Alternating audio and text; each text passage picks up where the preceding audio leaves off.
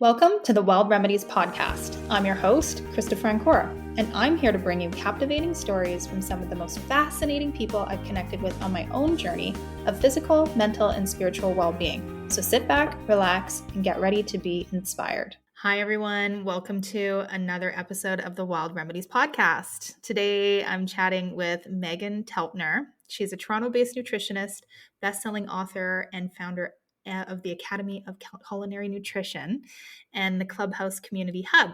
She's written 2 best-selling books, Undiet, Eat Your Way to Vibrant Health, and the Undiet Cookbook, which took home gold at the Taste Canada Awards. Very, very cool.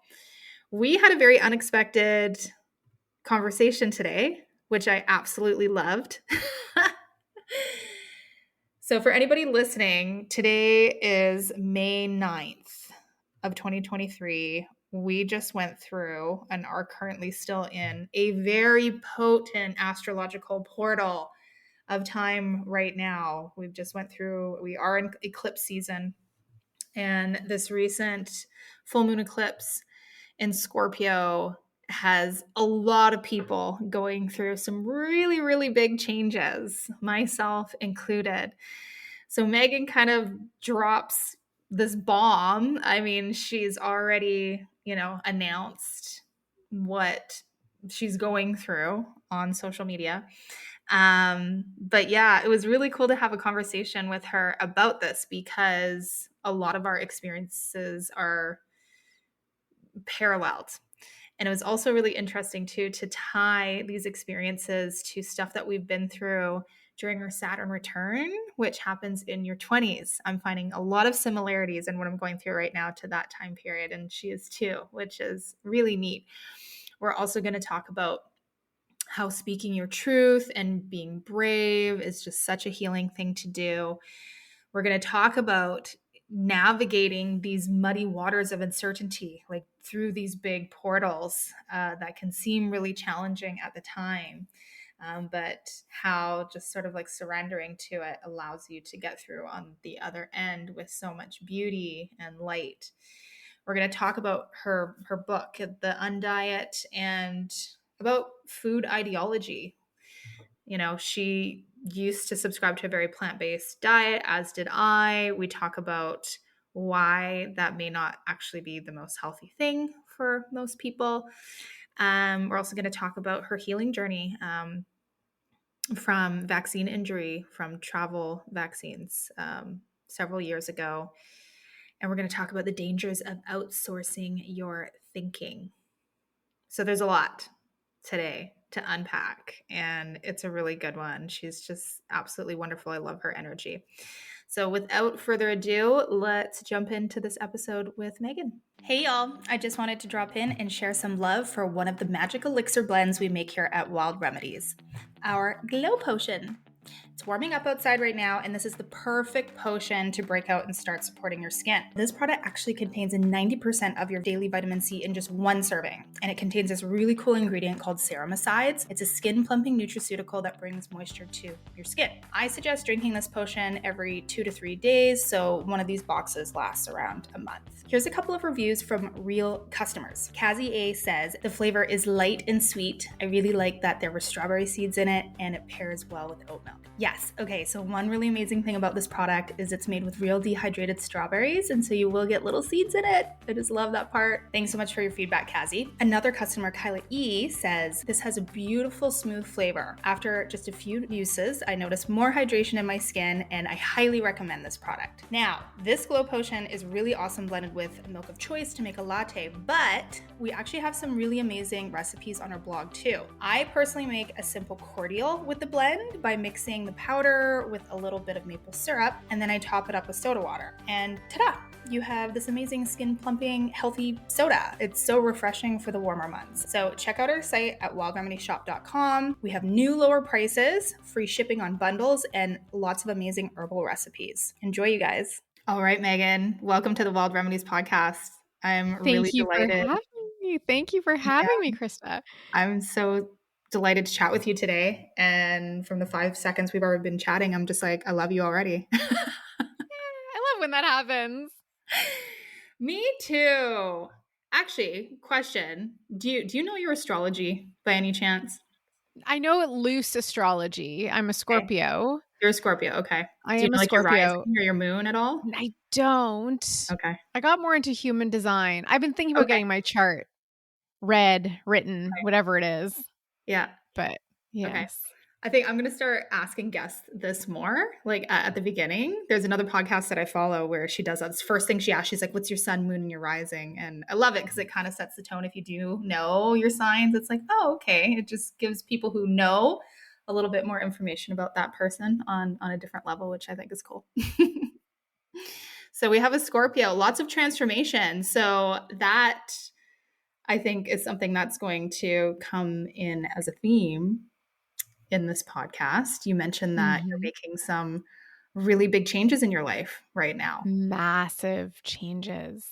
Massive, Yeah. It's massive. in alignment with, which I do know, the eclipse in Scorpio or whatever just Oh, happened. yeah. Big time.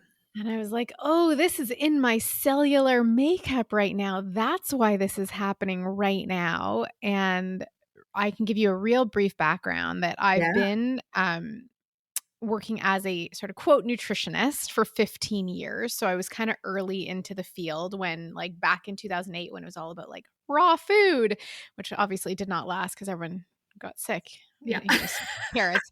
Um, but so I've been through it and I've been running my business in that time and I've had wonderful growth. Um, and then just started thinking about like, what do I want to do now? Like, we've all been through a lot of change, especially in the last 3 years, in alignment, in who we want to work with and how we want to work and how we're able to and want to show up in the world. And it was just starting to feel like I was trying to be who I was 10 years ago in selling what I do with the Academy of Mhm. Culinary Nutrition, which remains fully relevant, fully functional. But it was one of those moments where I was like, I wasn't feeling well. I had a cold and I was in the bath on a Wednesday morning, which is always interesting as an entrepreneur when you find yourself in the bath at 9:30 on a Wednesday. I know those days. I'm always having a mental Yeah. breakdown. Yeah. And I'm like, "Oh, I have such a cold. I feel horrible." And my husband's like, "Just relax today. Go watch like a movie." And I'm like, "When have I ever watched a movie during the day? On a weekday, let alone, and I have a child." So, um, instead, I texted my operations director being like, "I can't do this anymore. We're done." And then proceeded to break the news to my entire team that day. So not watching a comedy and instead kind of it was like one of those moments where you're like, we could go this way or we can go that way. And this is the way everyone's expecting. And this is the way you've envisioned. And I'm just like, psh, like the quick turn off the freeway at the last second onto the like, oh, what's shiny over there? Let's go there. And I just did it. And so, yeah, there's been a I lot of love it. change. Ah, oh my god, that's so much. And did this literally just happen? It happened as we're speaking Tuesday. It happened 13 days ago. Yeah. So literally during eclipse season. Yeah. Yeah, and it's been a wild experience going through everything because as entrepreneurs, like what we do isn't just like our day job and we shut the computer at the end of the day. It's our identity, it's the teams we build are some of our most sacred relationships. Those who give us their money and their time and invest in what we offer, like they're deeply valued in our lives. And basically what I realized was that all the things I was saying yes to were not for me, but were for my team, which I built and Mhm. support and love dearly, as individuals, we just celebrated our 1 year anniversary as a complete team.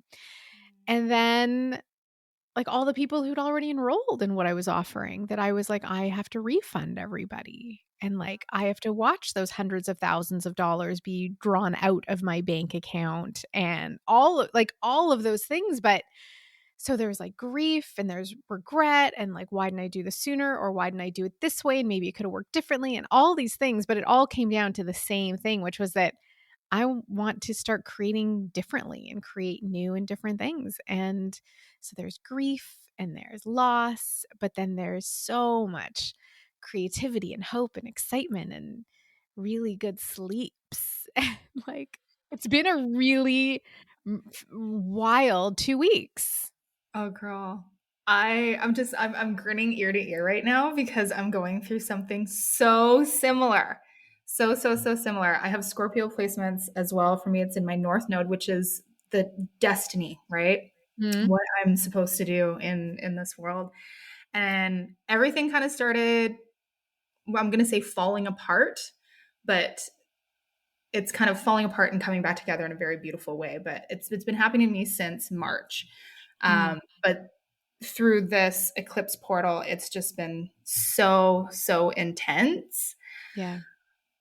But it's just like magical. Like the stuff that's being birthed right now and the transformation that I'm witnessing, it's like everything is being rearranged in my life, especially in business, to take me from a place that was not as empowering into a place that is more empowering and that allows me to operate in my gifts more. And I feel like Yeah. all of the things that I was struggling with and felt that were really zapping my energy and just, areas that I was playing that were not in my zone of genius, the universe is just like, nah, bitch, you're done with that. Like, we got to put you over here now, Yeah. and there's going to be some death, there's going to be some chaos, but this is for the better, and you're going to be in a much better place, and just letting it unfold. It's been difficult, but it's just like so humbling. Yeah. I mean, I'm seeing so many, specifically women, maybe just because I know women better than I know a lot of men, but so many women letting go of things in their businesses. Mm. And I think we've already gone woo woo. So I know where you're at, you know where I'm at. Um, like if we look at like what the projections were for this time of humanity, it's like ultimate ascension. And Yeah. so the way I see it is we're just like letting go of the weights, and as long as you can stomach the roller coaster that's coming, Yep. we're all going to end up, well, you don't end up, but you keep going. And Mhm. it's just recognizing like what's real, what you want, because we can live in whatever reality we create for ourselves in our own minds, as we've seen, because everyone was living in their own unique reality for the last while. Yeah. Um, and so it's interesting when you know, I have been very consistent in what I do and how I operate, and to let go of that, it's suddenly like I had a similar experience in 2006. So I graduated from university in 2003. I got fully vaccinated to go backpack in Africa, which was when I discovered the realities of what they can do in the body, because I ended up Mhm. with an autoimmune diagnosis Oh and no. went through this whole journey then of trying to heal. And suddenly, again, at that point, it was like I could, this was the way. I was climbing the corporate ladder, working for ad agencies, or I could go back and study holistic nutrition and meditation and yoga and do that. And it was the most beautiful and profound and challenging transition I'd made in my life to that point. And this time when I did it, I was like, I know this is the hard part. Like right here, this is the really hard part that's full of doubt. And like, being up at 3 a.m, like I was like, is this a panic attack? Is this a hot flash? I don't know. I was like, Am I I can dying? be uncomfortable and feel sick about this for as long as I decide to, or I plant my feet firmly and move forward from this decision. And having been through it a couple times, I now know and trust that like the muck, like you're in the tunnel, it's Mhm. just part of the rebirth and growth process. And I know that I mean, you can choose to be in it as long as you want. And I was like, I don't want to be in this for another month. Like, I don't want to be in this for another second. So let's not look back at the what ifs, or I could have, or should I, or have I done this? Should I have done this 4 years ago? Should I have? No, let's move forward. And it's just like, just keeps coming off my shoulders. Oh, doesn't it feel amazing? It does. It does. Oh, and the universe rewards Yeah. such big courage, right? And Yeah. stepping into alignment and your soul's desires. Yeah. And I have I'm to say, because there is a practical aspect to this, like Mhm. it wasn't just like a flippant decision Yeah. to cut off a program that consistently earns $1 million or more every year. It was like years of planning for early retirement, which I was set up to do at 40. I'm turning 44 this year. So there obviously is a practical aspect that I didn't just like throw a bomb into something and now I'm like, have to go pick up any old job to continue living how I live. It's that like, no, this was planned and calculated to some degree. I just hadn't planned the abruptness, Yeah, as it were. totally. I'm curious. So that you said back in, what was it, 2006, that you Mm-hmm. had a big transformation. How old were you at that I time? was 26. I turned 27 in amongst it all. Yeah, so you're around your Saturn return. Yeah. I'm experiencing the same thing as well because what's currently happening for me and the process that I'm having to go through is a very similar process that I had to do around the age of 28. And that was, I remember vividly how challenging it was. You know, I had an ad agency at the time, and I had accepted a job in Malaysia to work for this company called Mind Value. It was like this big, marketing company. And a bunch of like really dramatic things just kept happening. Like I had this really crazy client that tried to sue me, and I had a business partner at the time that was kind of unhinged, and she ran off to Nicaragua, and I was left dealing with all of this shit. And at that time, I didn't have tools or really coping mechanisms. So, I was drinking a lot and sobbing on the bathroom floor and being like, oh my God, my life is over. This is so horrible. And da da da da da. Like no connection really to source at the time or having a lot of trust in the process. And, everything ended up working out amazing. I ended up shedding a lot of things in that life that I led before. I sold everything, I moved overseas, and everything was fine. And so I think back to that time and I'm just like, oh, thank God I went through that experience, because what Yeah. I'm going through right now, even though it's uncomfortable, I know what's on the other side. It didn't kill me, but it is hard. Like you still have those feelings of like grief coming up. Like we identify so much with so much of our businesses, and you've been working and caring. Like for me, that's my baby, right? Like my products, all of these things, these are like my children. And when you think that they're dying or whatever, and that's not necessarily what's happening, but it can feel like it at the time, it brings up a lot of shit. So having tools is great. Like what have you done during this process to like support yourself? Well, it's been interesting because it started a while ago. It started with my parents spend the winter in California, and I snuck out early to go visit them, Mhm. um, and had a week by myself with just my mom and dad, which I haven't done, I don't know, in 25, 30 years. I don't know. Um, and normally when I go away in any capacity, even if it's like a long weekend at the cottage, I come back like super inspired, Mhm. really wanting to try new things and get creative and build new things in my business. And I came back from that week and I booked myself into a full day weaving workshop. And I was Okay. just like, oh no, I'm in trouble. Because like we were about to launch enrollment for like our primary offering. And Hmm. then we did launch the enrollment and it didn't go how we'd hoped. And I was like hustling and talking to people and strategizing. And then I looked at what was in my workload for the week and then the month coming. And I'm like, there is nothing that I've been assigned to do in my company that I want to do. Hmm.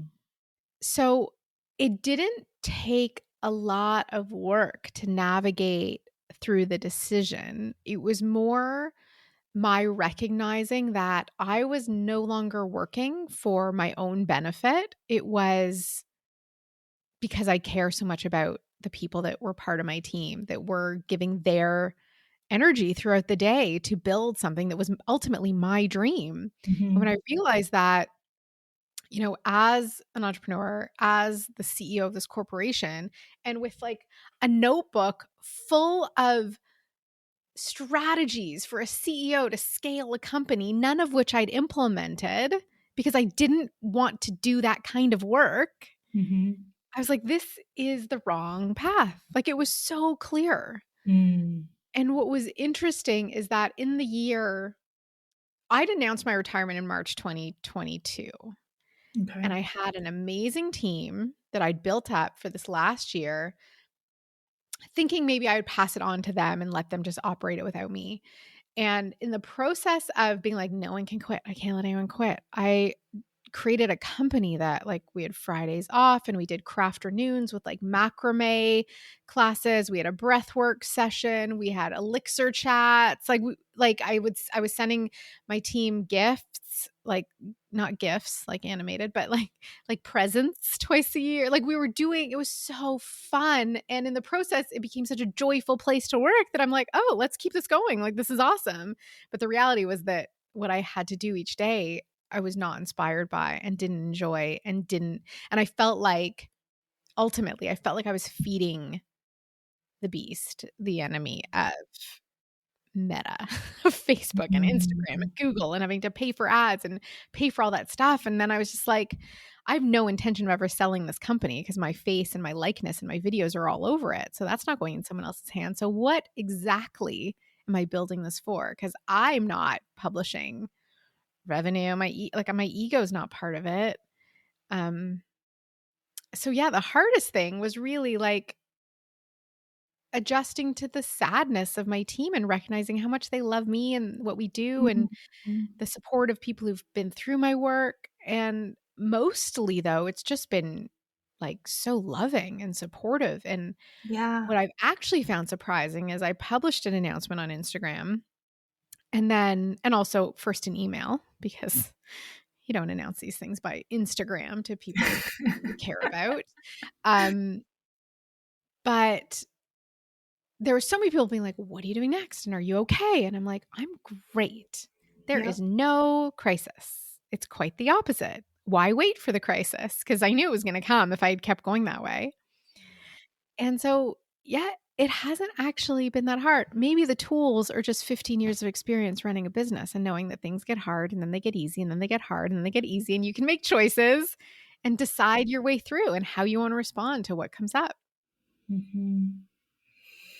Yeah, I love that. And I love that you're receiving so much support. I'm also finding that too. Like, I've been absolutely blown away by my community through the process that I'm still going through. There's still like some uncertainty, some things being worked out and whatever. But it's just been like, wow, so humbling. Yeah, So, I mean, then it sounds like you've brought so many beautiful things to the world for people. Like, I like let's to talk. think. I like Yeah. to think I have. Let's talk about that. Like, I'm actually really curious about your creative process and, creating the Undiet cookbook and the Undiet, like, are those things that you still subscribe to, or are these pieces of work kind of from your past and you've kind of like shifted It's your thoughts I mean, around diet I and still stuff? stand behind just about everything that's in both of these books and that's in the Culinary Nutrition Expert program, which is our flagship, and we are reworking things to just make them lighter, um, Mhm. less overhead to operate. So they still add tremendous value for people's lives. They still serve a lot as like a gateway to awareness and awakening. Mhm. That one of the core things I teach from the beginning is to question confirmation bias and how to challenge paradigms that are widely accepted, how to read headlines versus actual studies. And so that's a guiding principle that I think becomes more and more critical as biases are ever present. Um, Writing those books changed my life. The process of taking on such a massive project that you cannot edit and change once it's printed. Mm. Undiet came out 10 years ago. Um, and what's interesting is that the the publisher that published it got acquired and I was able to get the rights reverted. They weren't going to reprint a cookbook. And I went through the process last fall of like, I'm going to do a new edition. I'm going to change the name. I'm going to put this out there. And I started reading through it and I'm like, I can't get excited about what's in here. Like, it's basic nutrition information that at this point, just read the book and do it. Like, I Mhm. don't want to have to inspire someone to be adequately hydrated or explain the role cholesterol has in the body or why you should eat dinner at a table instead of a sofa or a dashboard. Um, like, so it's really fundamental. The pillars of health will never change, that you need to sleep well, drink clean water, eat organic food, which I used to tiptoe around. But the fact is that that is what human beings were intended to eat, food that is grown without man made chemicals. Yep. Um, that you need to choose your relationships wisely and nurture those relationships. Find joy in your life and laugh. Choose your work wisely because you spend most of your waking hours doing it or thinking about it.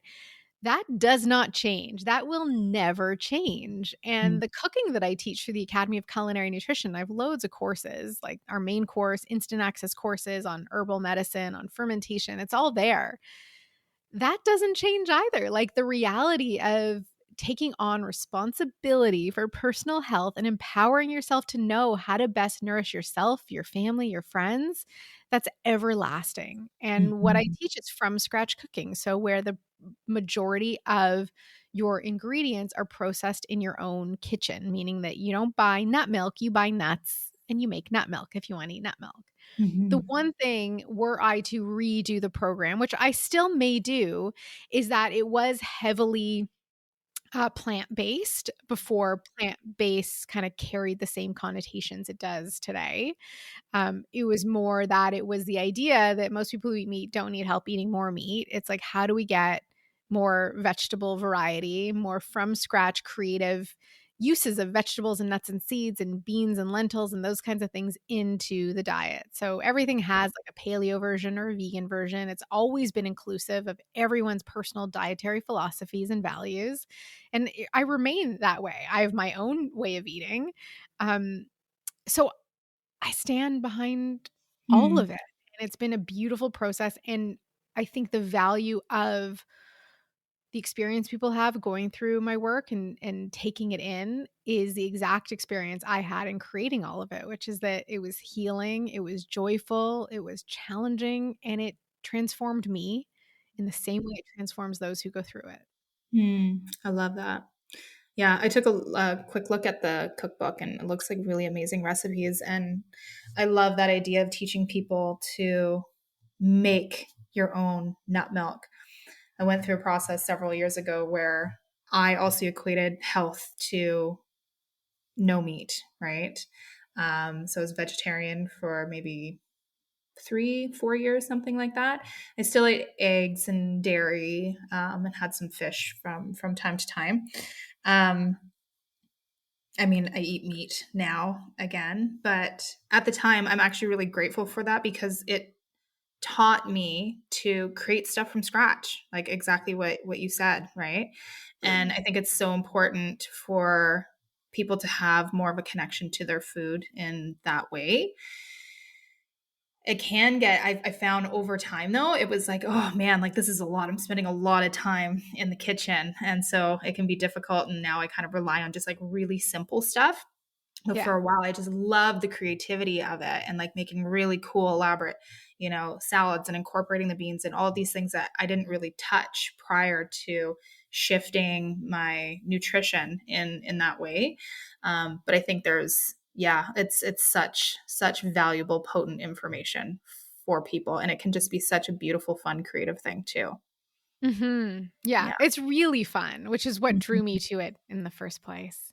And I Yeah. mean, I had been on a predominantly plant-based diet for a long time and then it until it stopped supporting my health. I'd also experimented with like going raw for a summer and that didn't work out so well. And I think that what's interesting is most of our closest friends are from the nutrition world. We've all kind of landed at the same place in Yep. how we eat. I'm Um, literally hearing it across the board from everybody now. Like, mhm. I thought vegan was the way to go. I did it for, some people up to like a decade, and then their thyroid starts failing. Or, I mean, I keep recounting this event that I went to last year. It was a vegan festival in Vancouver, and we had a booth there for our product side of the company. And the people coming up to my booth, I was just like, oh my goodness, like the rashes, like the bald spots on their heads. And I was just like, oh man, like this, I can physically see that people are very unwell. And, so many people have gone public now that were adamant and like very Yeah. vocal about being vegan, that are just like, I had to start eating meat because Yeah. literally, like, I couldn't function anymore. My fucking hair was falling out. Like it's Yeah. wild.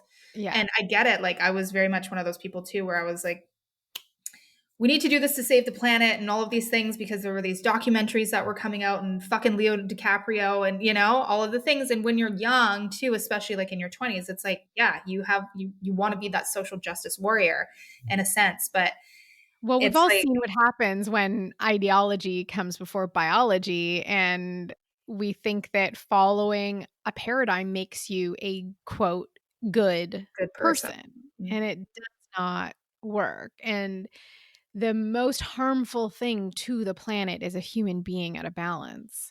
Mm. And you like if our diets were never meant to evolve, we'd still all be breastfeeding.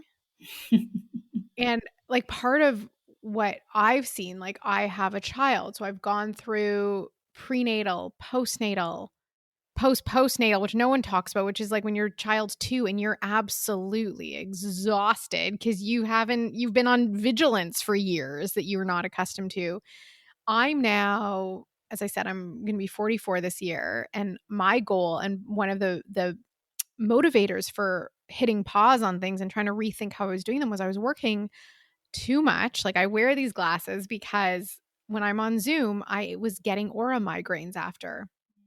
I went to a neurological optometrist try and fix this. He's like, you just need to relax more. Like it's just like your nervous system like smoking after, like just fried. And I was like, if I continue on this path, where am I in a year and 5 years and 10 years? And I'm like, I am going to train for menopause. Like, that's my new goal, like to go into this next hormonal shift or this wave from being like my friend Dr. Michelle Paris calls like this phase of life being the enchantress. How do I want to go through this phase of life? And it's like, I want my health and vitality. I want to be energized when I come home, when I pick my son up from school. And that requires optimal health requires constant adjustment to how you eat and how you exercise and the herbs you take and the supplements you take and all of that. And so that, you should never have your dietary philosophy tattooed into your arm. Mm-hmm. Because it Or will any change. philosophy, really, right? Any like, it's to stay Mm-hmm. open Mm-hmm. optimally. And as soon as, if you look at cancel culture, as soon as someone attempts to cancel without a conversation, Yep. you have nothing to fear anymore because there's no debate there. It's No. just like it's the equivalent of a tantrum. Yes. Very much so. Yeah. And that's what happens if you stick too strongly to a philosophy. Totally. Yeah, I know it's really hard to reason with people that have such strict ideologies, right? Like I noticed you posted about natural immunity, and Oh, you that you noticed had, that, huh? yeah, I saw that you tested for it earlier on in the pandemic, which I did too, which was really kind of cool. And it's coming full circle right now. So one of our team members, her cousin was just recently part of the citizens inquiry that's happening now Mhm. Canada wide, where people are giving testimonies in terms of, being unjustly fired from their jobs, being forced into, vaccination, all these things through COVID. And one of the doctors that was testifying is Dr. Stephen Pellick, who is also part of the Canadian COVID Care Alliance, which I've was supporting throughout this whole thing. And I actually went to his lab in Vancouver because it was kind of during, I don't know if it was 2020 or 2021, but where the fear was just still like so heavy. And I was just like, no, like I believe in natural immunity and I just want to go and I want to go somewhere where I feel safe where I can get a test to prove that I have it.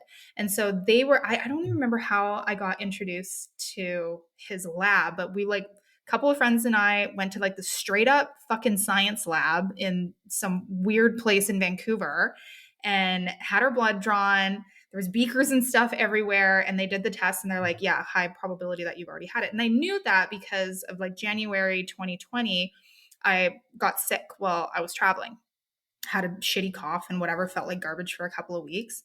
And I was like, that was it. I had it, and I Yeah. didn't want to get the jab, but I wanted to have something to be like to put, maybe my parents' mind at rest, or all of the people that were like hounding me to get this thing. And so it was interesting. What was your experience? Like, did you also find a lab or something to do this for you? Because I nobody was don't doing it. think Like doctors were just like, no, fuck you, just get jabbed.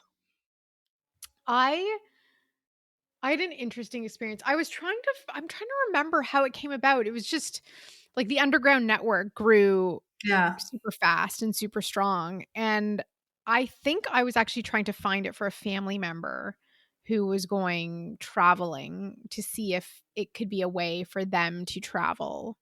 Um, and then this family member decided they didn't want to do this test, and so then my husband and I just were like, we get another one and we'll be part of it. We'll do it. And that was kind of how I feel like our test was done. I think it was around October 2021 that we did it. Um, what was interesting for me, and we just kind of like kept it in our back pocket and we'd actually used it to enter anywhere we wanted to enter. Like the whole thing was a charade. And like no 19-year-old hostess at a restaurant wanted the job of dealing with grown-ups Yeah. who had a whole bunch of lab documentation to enter their establishment. Like that was just the reality of it. What was really funny though was I did get it ish, whatever it was, full on in January 2022 and I got really sick. And I was like, my husband had it too. And I was like, let's go get one of those like official tests, those documents that prove sickness. And then I booked an appointment with my GP, who's run of the mill, very nice, but that's it. And I said, can you write me a letter of recovery? Because I thought, like, if you have proof that you had it and a letter of recovery, that should give you carte blanche for 6 months, apparently, like in Hmm. theory. Hmm. Because if you had a positive test and you were traveling, you could show a positive test in recovery as opposed to a negative test, right? That's what the rule was. Like it's hard to remember them because they didn't make sense. So Yeah. it's hard to It wrap was your head all around the logic. confusing. Yeah. So she wrote the letter of recovery and then I said, and could you write me an exemption? And she said, well, let me read the rules. And she's like reading it through. And obviously I know that I didn't fall into it. Um, And I just said, so are you saying that as my primary care practitioner, this medical intervention is indicated for my own health and safety?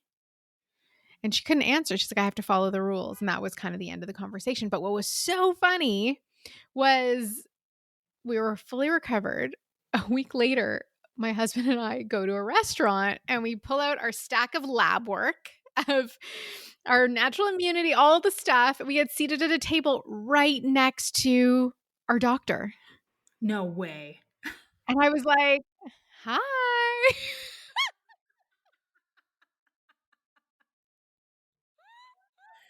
It was so perfect that I almost didn't enjoy the outing because I was just kept saying to Josh, like, oh my God, I can't believe this is happening. Like, this is karma. This is the best thing ever. How vindicating. I love that for you. Yeah. Oh gosh, following the rules. Yeah, I know. I feel like we need a lot more rule breakers in society. It was such a disappointing part of kind of witnessing what happened over the past few years. But I mean, on the plus side, I think a lot of folks are now waking up and realizing that they may have signed up for something that they didn't necessarily want to. Yeah. and things are shifting. But yeah, yeah, it was wild. It was wild. We've been through a lot of crazy stuff. And like, I keep forgetting that it happened because I'm the type of person that just like, you know, I'm an entrepreneur. I'm, kind of type A, and I just push through stuff, and I'm tough. Like, not a lot of shit Yeah. phases me. And that was a very, very hard period. I mean, like, I was shunned from society. Like, there was so many things that were difficult. And now that we're kind of on the other side of it, I mean, like, we've been exposed to just so much corruption, and it's just really disillusioning to realize what society actually is. And it's tough. And I think like that's got to be residing in me somewhere. And it's going to I make me think I have no doubt that's part of the shifts that I've made recently, which is that it was interesting because as we talked about before we started recording, like I kind of knew from the get-go something was off and kept being so surprised that everyone, I am a medical freedom advocate and mostly an advocate of informed consent. So everyone needs to get informed and do what's right for them as an individual. I'm not of the thinking that this thing is not appropriate for anybody. There may be people who it is appropriate for. I also know that when you opt out of certain um,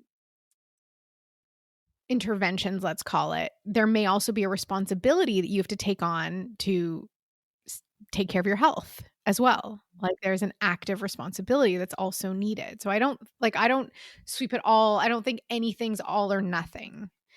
Even though that's the box I've been put into. So whatever on that. Mhm. But I think that for me, this whole time over the last 3 years, I have a large community. I've been building it for 15 years. And the whole time I was like, ugh, I don't want to lead through this. Like people were turning to me. What are you going to do? What do you think about this? What I was like, ugh, I don't want to talk about this on Instagram. I don't want to talk about this anywhere. Like, can I just let's make a smoothie? Like, let's do that. And I was like, that's what I can do. Here's turmeric, like make a tea. Um, but then I started suffering personally because I was out of alignment with what the calling was and the evolution was. And I was just trying to stay in the easiest way to create your own suffering is try and keep things exactly as they are when everything around you is changing and evolving. And so at that point, like I started digging in on the heart math coherence and I did a facilitator training. And I was like, if I can't wake people up with facts and evidence, I'm going to actually wake them up by helping them activate their prefrontal cortex where critical and creative thinking has to happen. Like, let's get to the source. Because if everyone's in fear, they're in the reptilian brain, like they are in the fight or flight, nothing will come through. It's all through someone's own, rose colored lens as it is. So I started teaching this coherence and I started doing these sort of pop up workshops on coherence and intuition and people, and they were free. It was just like public service. I called it Wake Up Wednesdays. Then I had a series called Wake Up and Shake Up. And the idea was this is something I can do that I feel comfortable with to help people through whatever it is that they are going through, like bring them a moment of calm in the day or turn on that prefrontal cortex so they can start asking questions and then being brave enough to seek out the answers. But through these 3 years, I'm like, I don't want it. Can I just make smoothies? Like, can I just keep this on the surface? And again, it's like, I've never kept it on the surface. Like I've gotten hate mail over the years for talking about crappy MLM companies like Bad Cosmetics and Nutella and Centrum supplements and Soylent meal replacement and Ensure. And like I've never been like, let's just have a smoothie. Look at all these antioxidants. So why was that going to happen now when people's livelihoods and identities are at stake, their family relationships? So I kind of had to be like, I would like feel these things bubbling up and like blah, out it would come publicly. Then I'd have the nausea of like, what's the response going to be? And slowly it was like the social exfoliation, like that which does not serve was just sloughed off. Um, And that was the process. And so when it came around this time to doing the same work I've been doing for 15 years, I was like, this isn't going to do it for me anymore. I don't know what's next, but it's Mhm. different. Yeah. Well, I love that. And I love that you were brave. And I know that feeling. I remember my first post about speaking out against the narrative, the panic that I felt, right? Like, as human beings, we are just so tied and ingrained in this social fabric, and being cast out as a black sheep is tied to life and death for us, right? So it can feel so terrifying. Did you talk to your team before speaking out, like, or did you just That's a do it? great and interesting question. And most of the people on my team were on the same page enough. Yeah. I mean, they knew where I stood for Yeah. sure. Um, and I just respected everyone's medical privacy. Yeah. Like, that was it. I still don't know. I kind of do, but it doesn't matter. I know that there were people on my team who got it because they felt like it was the best medical decision for themselves. Mhm. I know that people got it because they felt the social pressure and felt coerced. And I know that there are people who were like, not over my dead body am I going to do this. Um and there are like I had some difficult conversations with certain team members. I've had people on my team with me for a long time, for a short time. Um, but ultimately, just like with diet and my approach to everything, it was like, I respect your decision, you respect ours, and I am going to do my best not to blow up the company. Like, Mhm. I'm not going to risk everyone's livelihood. So there was some tiptoeing and sort of like, I got more and more direct as time went on, but Mhm. for a while it was just about the fear and presenting facts to be like, you don't have to be afraid. If you are a 45-year-old person, you don't like, Mhm. I used to kind of comment on people who would bicycle downtown Toronto with a mask on and no helmet. And it's like, let's weigh the risk. So I was mindful of my team. I was mindful of the reputation of my company. I was mindful of the graduates who had invested in my school. So all of that was in my mind. Um, but at the same time, it was interesting because in 2020, I didn't feel like it was as much of an issue as it was in 21. In 2021, I was kind of more mindful about my language and how I was speaking and, trying to not trigger anyone and do all that. And then when I went into it in 2022, I was like, that it's me. You know what you're signing up for. We're going all in. And we had one person request a refund after a post I'd written with the hashtag Trudeau must go, claiming that I was making this V issue political. And I was like, oh, if only I had the power to be the one who was making this a political issue. Like, imagine that. I'd love to hold that power in my hands, but it's not me. It turns out this person worked for Public Health Ontario as a Oh, quarantine officer. And I'm like, how did oh, she get please. this far in No this? kidding. Normally when a student asks for a withdrawal, I'll call them. Like, not like out of the blue, like, why are you quitting? But more Yeah. like, is there anything we can do? And this person, and it was interesting because, not everyone on my team was fully aligned. And I chatted with someone about it. She's like, I don't think this is worth your time. It's not gonna get anywhere. I'm like, it's definitely not gonna get anywhere. If anything, it's gonna just aggravate me more. And so I was like, all in, give her full refund. It's not the right community. It's not the Yeah. right fit. And it wasn't even because that was her job and that's what she believed. It's that if you cannot have an adult constructive conversation with differing opinions, that's who doesn't fit in the community. I don't care what your decisions are, what your choices are, how anyone chooses to live, but let's share our experience. And from there, we can be grown-ups. So, and that I had the same attitude with my team. If there was ever a conflict or an issue, and basically I said the same thing, like the same rules apply to me as to them. Is like, you can post and share whatever you want as long as it doesn't impact the company. And once it starts impacting the company, I get involved. So if you're going to have a public profile or have our customers or clients or students follow you, then you are representing. When people have on their Twitter, like, opinions are like CEO of blah, blah, blah, opinions are my own. No, they're not. They're not. You have a Yeah. public profile and you represent the company you work for. Like, that's a fact. So Yep.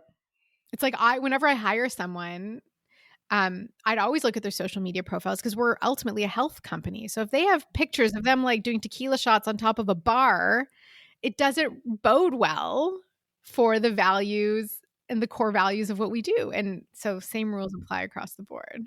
Totally. Yeah. Yeah. And as advocates of natural health, and I think so many of us that have gone in this direction are doing it because we've had really bad experiences with allopathic medicine in some way, right? Like, my story is that, I was on 8 prescription medications by the time I was like 23 years old, you know? And I'm actually a little bit curious. So you mentioned that you had some vaccines to travel a while back, and you ended up with autoimmune. What happened there? I I mean, again, nothing's all or nothing. Did the vaccines cause the autoimmune? It'd be a hard thing to prove. Were they a contributing factor to what ended up happening? Most likely. I had just graduated from university. I'd spent the summer training for a beautiful fundraiser. It's the Friends for Life bike rally. So we biked from Toronto to Montreal. For that entire summer, I basically lived on like Gatorade and Power Gel and all the sugary things that build a completely imbalanced microbiome. So already my immune system's compromised. I'm sensitive to environmental triggers. Like, so those things were there. And then to go travel in Mozambique, Swaziland, South Africa, Senegal, I don't remember which country required which vaccines, but I ended up getting 5 in a day. So I already have compromised. Like, I'd had signs and symptoms, like a little bit of eczema and like IBS type, I had irritable bowel. Like, so I had stuff going on and then got 5 vaccines in a day, which should never really happen. Like, that's so suddenly your body's mounting an immune response to 5 different very harmful viruses or infections. I can't believe they even allow that, because I've had a similar experience. I think it was before I went to South America, and I don't know if it was it was a shit ton of vaccines in one Mhm. day. And Yeah, because I was in my 20s, I went out and partied and got shit faced, and I woke up the next day and I was covered head to like I was rash yeah, everywhere. And then I was like, yeah, oh yeah, maybe I shouldn't have done that. Like, didn't even think about it. But because an authority medical figure was like, oh no, this is fine, I was like, okay, yeah. this is fine. I mean, obviously the alcohol didn't help, but like, fuck, like 5 vaccines, like that's insane. Yeah, and I was like, at the time, I'm like, a week later, I got really sick. Like, I got a horrible fever, like shakes, the whole situation. And at the time, like, I didn't know anything about it because you don't go into it questioning it. You go into it because you believe it's the right thing and you trust it fully. But at the time, all I could think was like, I'm a little person. Like, I'm 5 feet tall. The time probably around 110 pounds. Um, I was like, even if like, does that have an impact? Like, I'm a smaller person than say a 6'4", 250-pound guy going in and getting that same dosage to run through the bloodstream. Maybe it doesn't make a difference. But so at the time, that's what I was thinking. And then I went to Africa and, had symptoms on and off of various things. And then I came back and like was bleeding out of my butt and going to like tropical disease specialists and going to gastroenterology, like going to all of these specialists, and ultimately was diagnosed with depression. I was like, but how does that explain why I'm having explosive bloody diarrhea?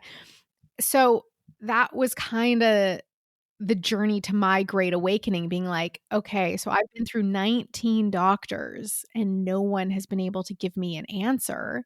I've been prescribed all kinds of medication, which I never took because it never one the last one of the last medications I was prescribed, which has since been recalled, which was supposed to help stop the lower intestinal bleeding. When I went to the pharmacy, the pharmacist said, "What are you getting this for?" And I explained, and he said, "Well, it can cause gastric bleeding. So it's probably not the best solution if you're trying to stop bleeding in your GI tract." And so I was like, "Okay, thank you for that. I will not take it. I'll go back to the doctor and figure this out." And so that was the process. And so ultimately, I realized that I needed to take this on myself. And that was what opened the door for learning about Chinese medicine, yoga, meditation, and ultimately discovering that room in my apartment called the kitchen and learning how to cook. And so I spent this time healing my body and my mind and my spirit, and recognizing that it wasn't just that I managed to eliminate these symptoms. Well, the final doctor, I did get the diagnosis of the autoimmune disease, which kind of helped guide me on how to heal this. Um, and so I did. And then it wasn't actually until a couple of years later when I went to see a nutritionist myself, um, because once you start getting well, it's like how good can I feel? Like, how great can I feel? And I went to the nutritionist and we did my full timeline from birth till that point in time. And he looked at it and he said, "So was that trip to Africa worth it?" Because it was so clear what symptoms started after I'd gotten those inoculations. And at that point, in sitting in his office, I said, "Absolutely. Like, this got me onto the right path. So I'll take that as a gift." It's unfortunate that it had to be so stressful and painful and scary for everyone, for my parents, like, to have a child who's unwell. Um, but it it gave me a very, very solid footing to stand firm in unpopular beliefs.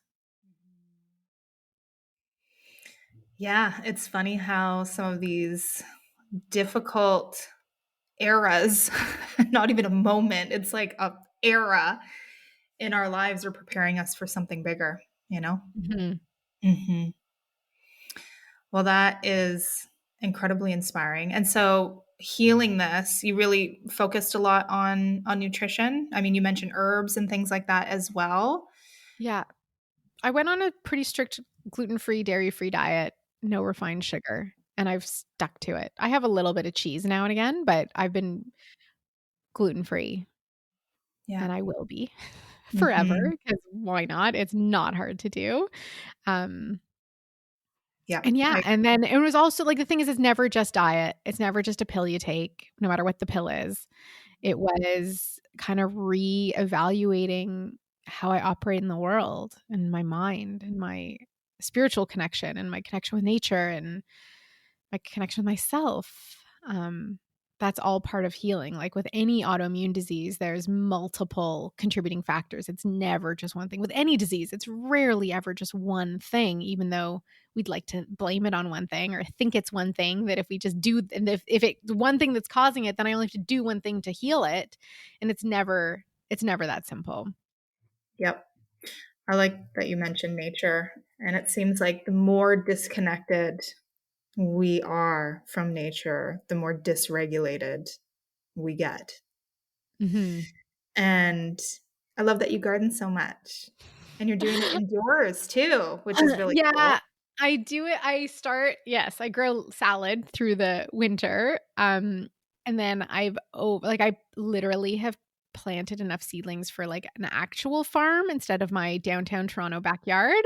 I have 150 seedlings that I grew from seed, including strawberries and goji berries and okra from seed. So, yeah, now I have to find homes for all of them, but I love it. I'm working on chickens, but I don't think I'm like the animal husbandry in our family. So I either convince my 6-year-old to manage the chickens or my husband to manage the chickens. But you can have 4 chickens in a downtown Toronto backyard. So Oh, cool. That would be amazing. Well, and with this transition, like, do you feel, I know for a lot of people right now, especially in the wellness community, like a lot of folks are being called to be immersed in nature more and like maybe start living on land, those types of things. Like, are you feeling that call at all or yeah, I've been yeah. looking for land for 10 years.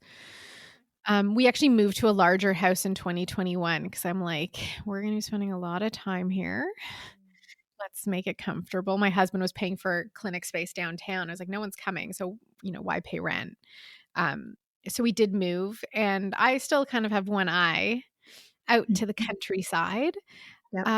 But I also appreciate, like, we live in a beautiful neighborhood. We aligned or not, we have amazing neighbors. We have wonderful friends.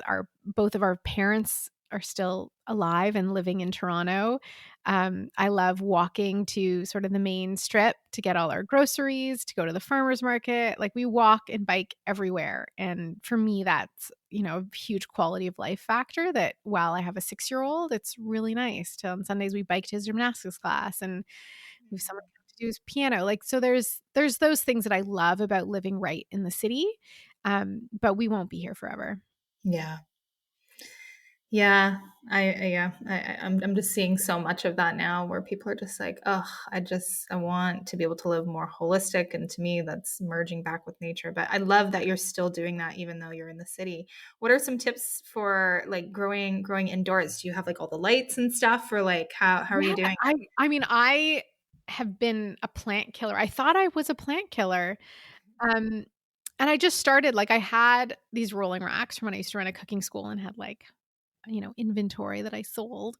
So I got, like, the full spectrum lights that just hang under the shelf, that? and that's all you need. I put, like, my little seedling trays. I think the first time I did it was just in paper, like toilet paper rolls I used, and I put them on a cookie sheet, filled them with soil, and put seeds in. Like, it was so simple and Yeah, straightforward. Now I'll buy, like, those hemp mats, and I put that on a stainless steel cooking sheet and just sprinkle my seeds in to grow microgreens and sprouts. I do lettuce and soil. And it's just nice to get fresh food. Like, it my is. my team, we do, like, a check-in question every morning, and today it was like, "What's something you've made recently that has inspired you?" I'm like, "Nothing, because I am so sick of winter food." Like, like, let's bring on the good stuff already. Like, it's time. So, um but you don't need a lot of space, and I think it's so important to grow something. Like, grow some basil, grow, like, even if you have just a front stoop, or you might be surprised if you live on a street and someone else has room in their yard. If you're like, "Could I just put a container here to grow herbs, and you can have some and I can have some?" This summer we're doing in our front of our house, we have, like, this area that used to just grow, like, decorative grasses. So I've pulled them all out, and we're gonna make a little community garden there and kinda put, like, one of everything, like a tomato plant and a pepper plant and some kale and beans and peas, and so, like, the children can just help themselves. Um, just to, like, it creates connection too to have that going on. It It's really. does. Oh, I love that. Yeah, I think that's a really great tip. Like if you can just just plant something, Yeah. there's so much healing in that. And I feel you. I get so over winter food too. And I love foraging. And so I was just like waiting for nettle and dandelion. I was like, please, please hurry, hurry. Yeah. I need this in my life. Are you big on eating with seasons at all? I do through, like, spring, summer, and fall for sure. Winter, Mhm. it all kinda. It's I hard. You hate get just sick of squashes. I I do I not like hate winter root veg. I'm squash, not a big root veg and person. I don't Husband like too. sweet potatoes and beets. Yeah, Yeah. so winter, I mean, I just don't eat a lot of variety in the winter. I'm not, like, buying asparagus in January. Um, so in the summer, and then we buy direct from farmers to buy, like, flats of strawberries, tons of wild blueberries. We actually got a membership to the Ontario Food Terminal so that when things are in season, we can go and buy lots of it and preserve it. So that's kind of how we manage. Cool. I love that. Well, we're at the end of our time already. I feel like we covered so many different things. I didn't think the conversation was gonna go this way, but I love it. It was so good. Yes, Thank you. thank you. Thanks for having me. So, I mean, you're not quite sure what's next, but like people that want to connect with you or like I don't know, like what's going on? Like what are you feeling into? If people are interested in connecting with you, how can they do that? What are you currently offering? I offer lots always. So the best thing is to get on my mailing list at megantelpner.com because you'll hear everything from there. All my courses are still available at culinarynutrition.com. We're just currently working on how to offer our flagship program. But where we're most active right now is in a membership site I started, which remains free. It'll be free for a while. And you can find out more and join at culinarynutrition.com/the clubhouse. And in there, we just have different experts doing live online workshops. We have a book club where we actually have the author joining us for the meeting. We have Elixir chats, and it's really a place because I don't want to give a lot of my time and energy to the Meta platform. So it was a place for others who've jumped ship to still be able to post and share and connect online. Like, it's still a beautiful miracle that we can find like-minded people so easily. And so I just wanted to create a place that was, wild and free to do that. So that's what the clubhouse is. I love that. That's so smart. Yeah, it is really challenging having to deal with these platforms to grow your business that just feels so limiting and are full of censorship. It's frustrating. Yeah. But we have podcasts, which We have lots of ways. Yeah. So far seem to be untouched. We'll see what happens with all this Bill C-11 bullshit here in Canada, but we shall see. Well, thank you so much for spending time with me today. This was like the conversation that I needed to have. Do you have one last tip maybe for anybody that has been really going through this Scorpio portal? Like, if you have one tip for anybody that is just kind of like wading through the muck right now, what would that be? It's the worst tip ever, but it's just to trust in the process. And I think it can be helpful to kind of take notes day to day. I don't want to say journal because that kind of feels like a lot. Like, I'm not a journaler. I'm like, let's just do it. I don't need to write about it. But just a little note on how you're feeling or what your challenge is, because it's just kind of nice to recognize that you are making progress through the process. But think of it as a tunnel. And if it's still dark, you're still in it. Yeah. But the light's coming. And often it's a choice to see it as soon as you want to. Yeah, absolutely. There's always light on the other side. Wonderful. Well, thank you to you again. And thank you to everyone who listened in today. Make sure to send this episode to a friend that you think will love it. Give us a review. It'd be so helpful for us to get this into other people's ears. And we will catch you all on the next episode. Thanks so much for sharing your time and energy with us today. We'd love to hear your feedback on how our podcast has impacted your life and are also open to suggestions for new and interesting topics. Please leave your comments with a quick review to help us grow this magical community of wellness warriors and light workers. Every month, we select one lucky reviewer to win our big Magick box, containing all 3 of our beautiful Magick lattes. To connect with us further, check us out on Instagram at wild_remedies. Thank you again, and see you at the next episode.